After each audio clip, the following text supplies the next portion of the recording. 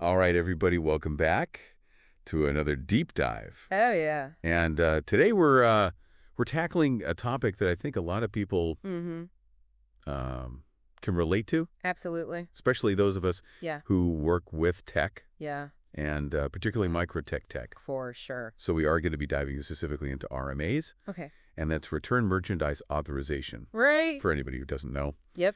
when you need to return something that you purchased Absolutely. from, well, in this case, from MikroTik Canada or Wireless Netware. Gotcha.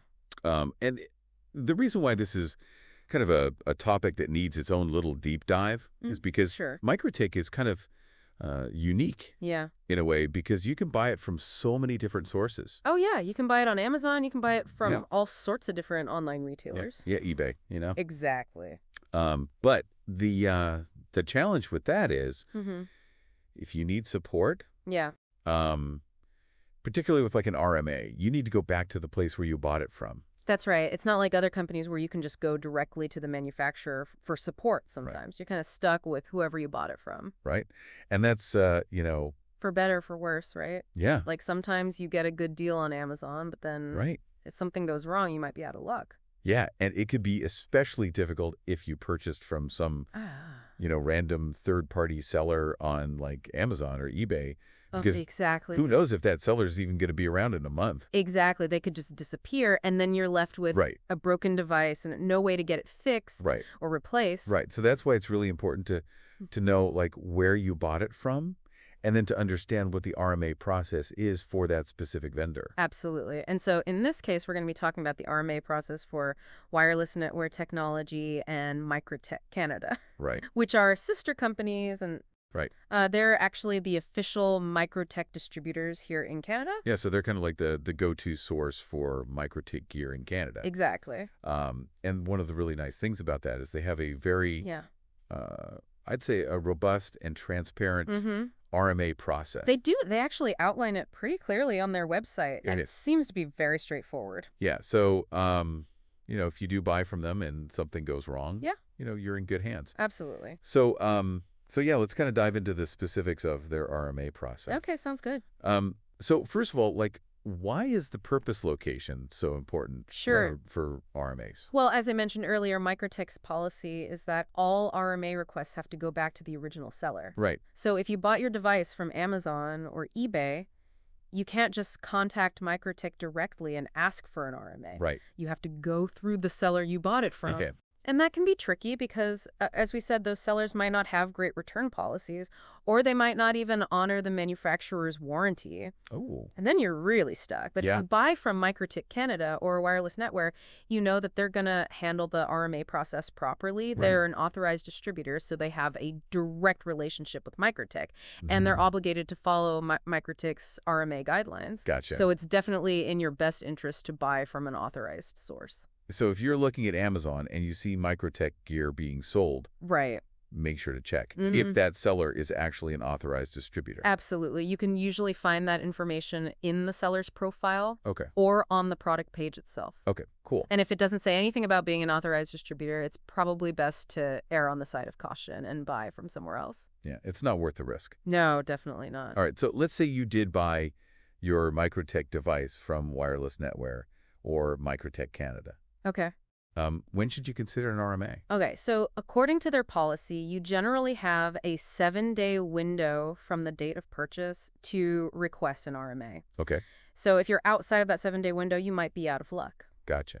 But within those 7 days, there are a couple of specific scenarios where they'll accept an RMA request. Okay, The first is if you made an incorrect purchase. okay. So let's say you accidentally bought the wrong MikroTik model. Yeah.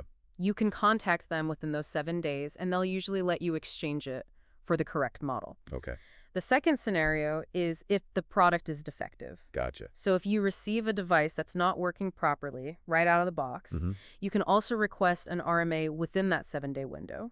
Okay, so 7 days is the magic number. Exactly. But before you go rushing off to submit an RMA request, they do have a list of troubleshooting steps. Oh, yeah, absolutely. They want to make sure that it's actually a hardware issue and not just a simple configuration problem, Right. which happens a lot more often than you might think. So it's not always a DOA No, definitely not. information. Sometimes it's just a matter of tweaking a setting or two. Okay, so what are some of those troubleshooting steps that they recommend? Well, the first thing they say is to inspect the packaging. Okay. If the box arrived damaged, it's possible that the device itself was damaged during shipping. Mm-hmm.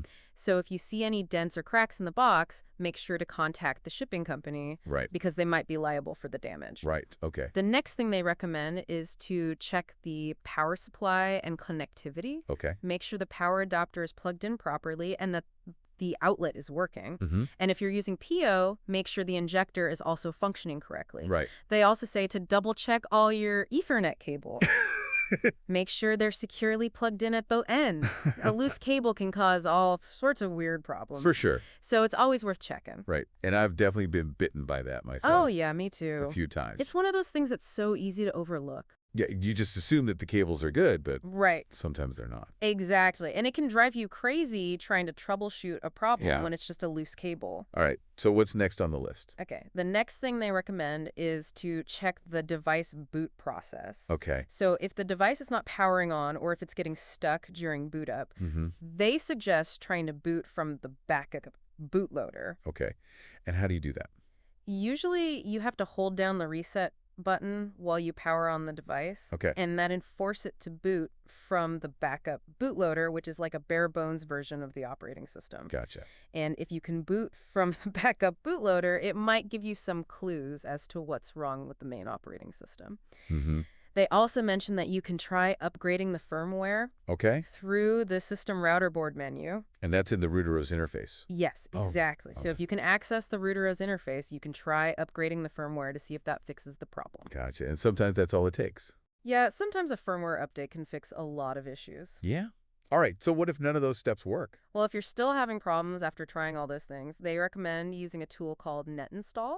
Okay. Net install? Yeah, it's a really handy utility that lets you reinstall the router's operating system from scratch. So like a complete factory reset. Exactly. It wipes everything clean and gives you a fresh start. Okay. So if you suspect that the operating system has become corrupted or if you've messed up the configuration beyond repair, Right. NetInstall can be a lifesaver. Okay, cool. And they have a really good video on their YouTube channel that shows you exactly how to use NetInstall. Oh, awesome. So if you're not familiar with it, I definitely recommend checking out that video. What's the video called? It's called NetInstall in Routerose V7. Okay, great. And so that'll walk you through the entire process. Exactly. It shows you how to download the software, how to connect your computer to the MikroTik device, Mm-hmm. and how to perform the installation. Okay, cool. So it's a really helpful resource. Yeah, I'll have to check that out myself. Yeah, definitely. So, moving on, what's the next troubleshooting step? Okay, the next step is to check the ports and connections. Okay, Make sure you're using the correct ports for your network cables right. and that the ports themselves aren't damaged. Mm-hmm. They also mention that you should check the cable themselves Okay, because a faulty cable can also cause problems. right. And if you're using SFP or QSFP modules, Yeah. make sure they're compatible with your device and that they're properly seated in the ports. Okay. Sometimes those modules can be a bit finicky, Yeah, they can be. so it's always worth double checking. All right, so last but not least, what's the final troubleshooting step they recommend? Okay, the last step is to check the software and configuration. Okay, So first, make sure that your device is running the latest version of Routerose. right. You can check for updates in the Routerose interface. Gotcha. And if there's an update available, definitely install it because sometimes software bugs can cause problems. Right. They also say to check the LEDs on the device Okay. because the LEDs can give you some clues as to what's going on. For Yeah. example, if the power LED is not lit up, it means the device is not getting power. Right. Or if the Ethernet LEDs are not blinking, it means there's no network activity. Okay. So pay attention to the LEDs. They Right. can tell you a lot. Yeah, good tip. And finally, they recommend resetting the device to its default configuration. Oh, okay. This is kind of a last resort. Mm. But if you've tried everything else and you're still having problems, Yeah. a factory reset might be the only way to fix it. Okay, and how do you do a factory reset? Usually there's a reset button on the device. Okay. You have to hold down for a certain amount of time. Right. And that'll reset the device to its factory defaults. Okay, so that wipes out all your custom settings. Yes, exactly. Lovely. So make sure you back up your configuration before you do a factory reset. Good point. If you can, Right. if you can still access the device. Yeah, okay, so we've gone through all these troubleshooting steps. That have. Let's say you've done everything. Right. You still think it's a hardware issue. Yeah. What's the actual process for applying for an RMA through Wireless Netware? Okay, so the first step is to contact their support team. Okay. You can reach them by email at at wirelessnetware.ca. Okay, support@wirelessnetware.ca. Exactly. And when you email them, make sure to include all the details of the problem you're experiencing, Okay, as well as all the troubleshooting steps you've already taken. gotcha. The more information you can give them, the better. Right. Because it'll help them determine if an RMA is really necessary, Mm-hmm. and if it is, they'll be able to process your request more quickly. Okay, so after you've emailed them, what happens next?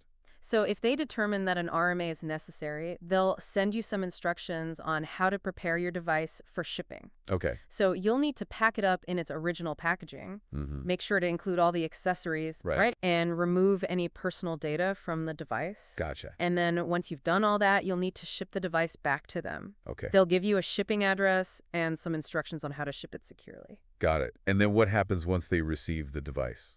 So once they seize the device, their technicians will inspect it and test it to verify the defect. Okay. And if they confirm that there's a hardware issue, they'll either repair the device or replace it with a new one, Okay. depending on their warranty policy. Gotcha. So it's a pretty straightforward process. It is, yeah. They've made it very easy to request an RMA. Awesome. And they're pretty responsive, too. Okay.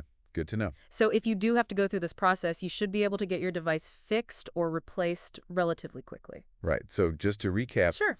this entire RMA process that we've been talking about Mm. only applies to purchases made from MikroTik Canada or Wireless Netware. Exactly. That's right. If you bought your MikroTik device from somewhere else, Yep. you'll need to follow their RMA process, That's right. which could be completely different. It could be, yeah. So make sure you check with the seller before you buy anything. Right. Always read the fine print. Absolutely. So, I guess the big takeaway here is that it really does matter where you buy your MikroTik gear from. It does, yeah. Especially if you ever need to request an RMA. Exactly. So if you're looking for a hassle-free RMA process, stick with MikroTik Canada or Wireless Netware. Yep. I think that's good advice. All right, well, that's all the time we have for today's deep dive. Hopefully you found this helpful. I hope so. And if you did, be sure to check out our other deep dives. Yeah, we've got a lot of great content on all sorts of MikroTik related topic. And until next time, happy networking. Take care, everyone.